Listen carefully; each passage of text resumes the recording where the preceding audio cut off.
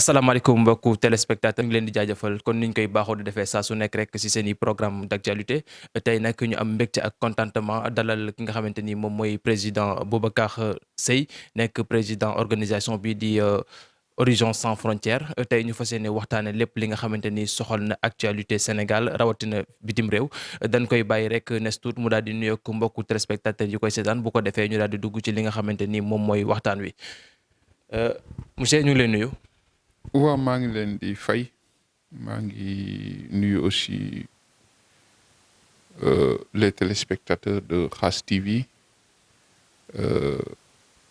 ñoo xam fii ci biir Sénégal wala bitim réew voilà di jiital aussi ci nuyu buy suma xarit suma frère Seydina Seck voilà di ko ñaanal jàmm aussi ci fi mu nekk.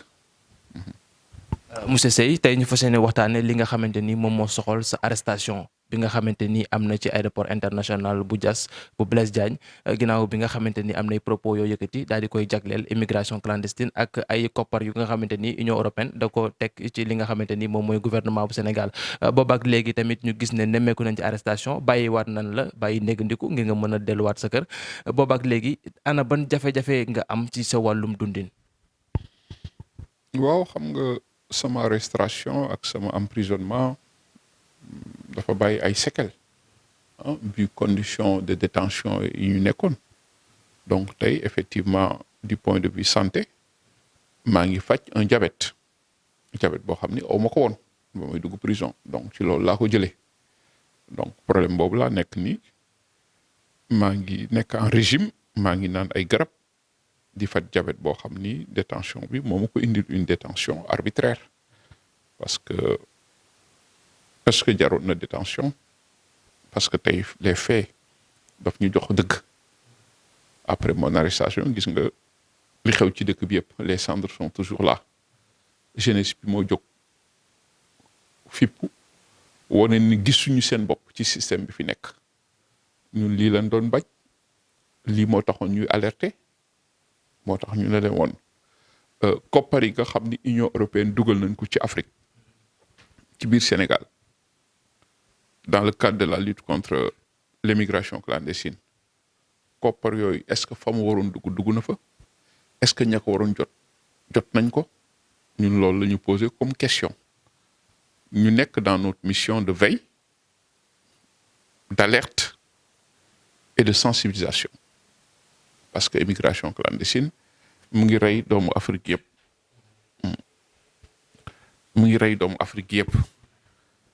kon ñun loolu rek la ñu wax doomu sénégalais yaa ngi dee xale yaa ngi dee tey nañu xoolaat ban politique de jeunesse moom la ñu war a appliquer pour que nag li am ci géej gi dàkk c'est tout ce que nous avons demandé lii rek la woon. ñu toppee la li nga xamante ni moom mooy diffamation ak diffusion de fausses nouvelles ndax li ngay wax noonu dafa am foo ko teg wala. waaw mais xam nga ñun duñu waxantu duñu contre nguur ñun ay citoyens lañu nekk ci benn organisation bu juddoo Europe ñu ñëw fi Afrique di sensibiliser kon am nañu un droit de regard sur xaalis bi nga xam ne dañ koy dugal si suñu liggéey lañu nekk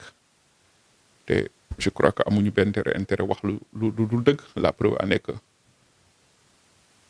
biñ ñu tee une fondation allemande moo njëkk a jóg beneen bi Union européenne xam nga man 118 milliards laa wax ñoom plus de 200 la ñu wax voilà donc kon loolu leer na ba pare document yi ma yore woon man sama bopp jox naa ko enquêteurs yi te pourtant tudduma kenn te mënoon naa tudd nit parce que maa ngi ak montant yi ñu ngi ak programme yi ñu ngi ak xaalis bi te loolu Union européenne moo ñu ko jox te li ñu ko joxee benn conférence bu ma doon animé la man bi coow li jubee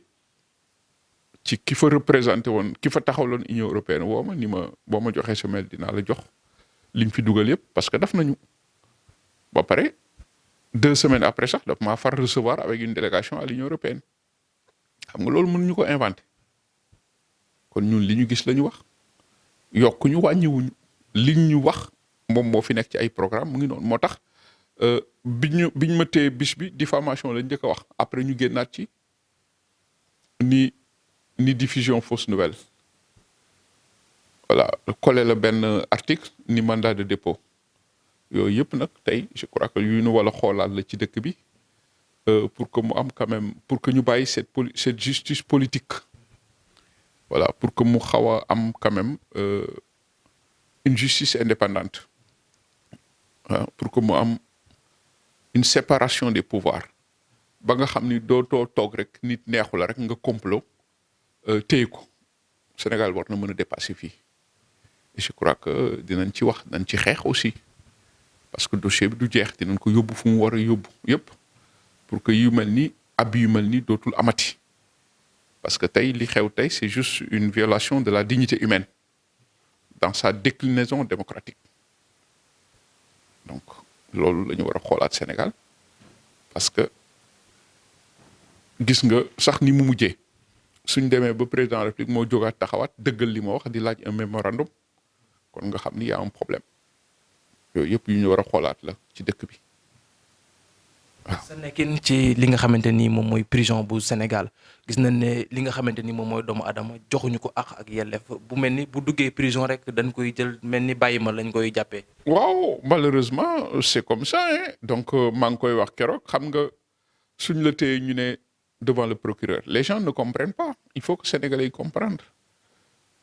man duma bandi bu ñuy takk wala bu ñuy dugal ci ay kaaf. chaque jour da nga ciy insister ci mot boobu devant le procureur. waaw parce que nit ñi xamuñu xam nga Sénégalais yi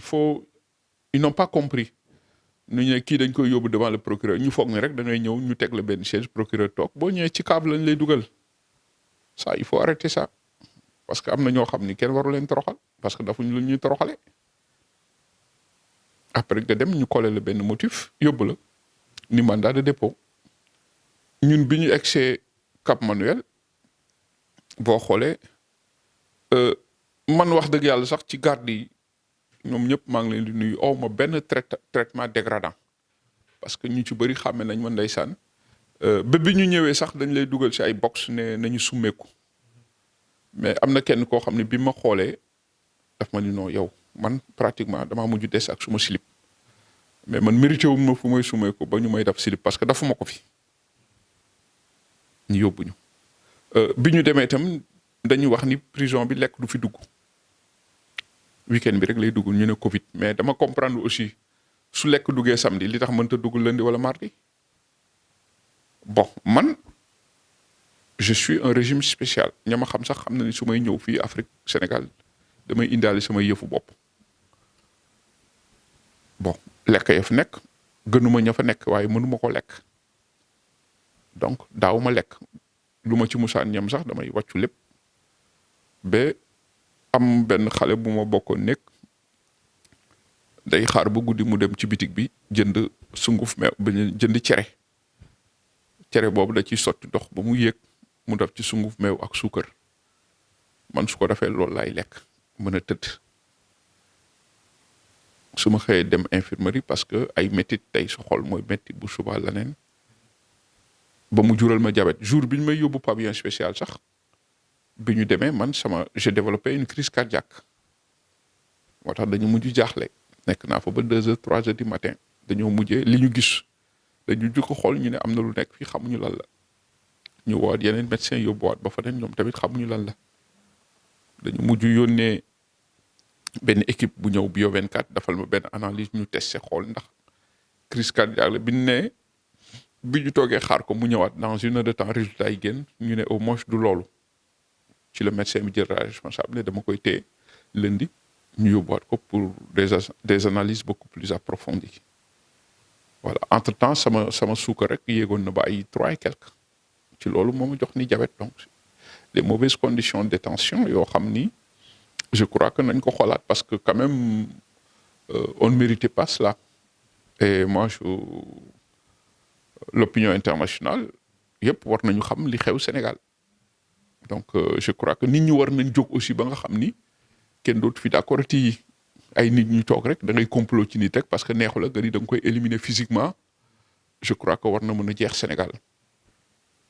continuer ba tey sunu waxtaan bi soxal ko tamit jeunes yi nga xamante ni ils sont en détention fële nga xamante ni moom moo nekk ci prison yi ndax seen place foofu la. waaw loolu c'est important hein, parce que tey soo duggee ci prison yi di nga gis ni les 90% yëpp ay jeunes lañu. Je crois que loolu j'en profite ci sa micro bi pour attirer l'opinion nationale et internationale ci seen cas ñoom parce que vraiment dama jàpp ni mérité wuñu loolu même si suñu defee ay njaaxum seen place du foofu parce que jeunesse moo yore réew soo demee ba da ngay jàpp jeunesse réew mi tëj leen ci prison il y a un problème il faut que ñu xoolaat yeneen mécanisme yeneen stratégie d'insertion hein pour que jeunes yooyu ñu mën leen reconvertir ci leneen ba nga xam ne suñu génnee dootu ñu récidiver mais soo leen fa tëjee di nga dem ba nga xam ne ku génnaat 2 semaines après nga gisaat ko et exactement ça se passe comme ça di nga gis ay xale yoo xam ne prison bi kër lañ ko def yëguñu sax ni ñu ngi ci prison je crois que loolu aussi nañ ci xoolaat les détentions détention yàgg yi voilà les longues détentions nañ ko xoolaat parce que pavillon spécial dama fekk ay xale yoo xam ni dañu demoon immigration clandestine am na ku ci tudd Mamadou Camara mais dafa wàcc ñu jiñ ko terrorisme ça fait plus de 3 ans mu ngi foofu xale yooyu ñu war a jàppale lañu mais tëj leen ci prison bi noonu je crois que de solution sànq rek am na ku may woo tamit Cap Manuel benn sëriñ la bu ñu tudd Seyne Soy bu Jéen mu may woo léegi ay mbokkam sax dañ may woo Touba moom tamit dañ ko jiñ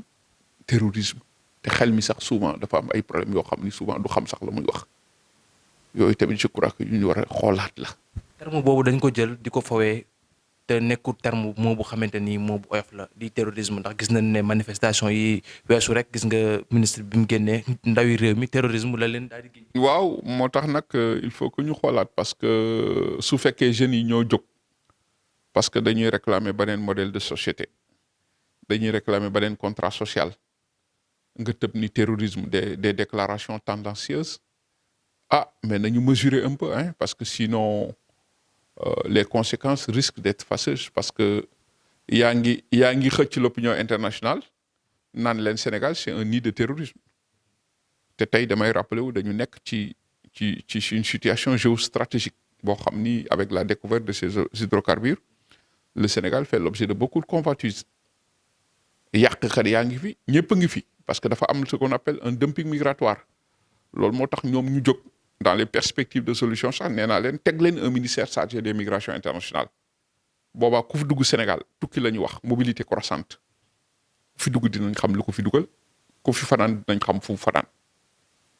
parce que les enjeux sont sécuritaires moo tax dëkk bi li ñu war a xoolaat dafa bëri. mel ni réew mu bu xamante ni la fu neex waay jaar fu neex waay duggee fu neex waay génn. gisoo la porosité des frontières moo indi lii yëpp. gisoo da ngay toog ba si ak xam nga migration dafa transversale y a la sécurité y a les pandémies gisoo feebar bi ci tànku tukki la doon dox wax naa ko depuis le début ak yeneen ba nga xam ni tey il faut que ñu tabaxaat dëkk bi il faut que d'abord ñu woote jàmm dal autour de l'essentiel mooy li ñu moom ñu bañ a taal Sénégal gis nga ces discours ethnicistes ces espaces de repli identitaire yooyu musta am Sénégal je crois que tey war nañu mën a taxawaat xoolaat regrouper la famille Sénégal autour de l'essentiel mooy nan la ñu fexee ba Sénégal ku xiif lekk ku feebar faju nan la ñu mën a fexee ba njàng mi mën a dox nan la ñu mën a fexee ba mbas bi ñu xeex ko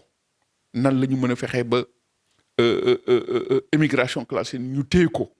nan la ñu mën a fexee ba xale yi am liggéey loolu moom mooy tey loolu moo war a nekk tey le débat autour de l'essentiel moo tax war nañu mën a teg loo xam ne expertise moo ko lal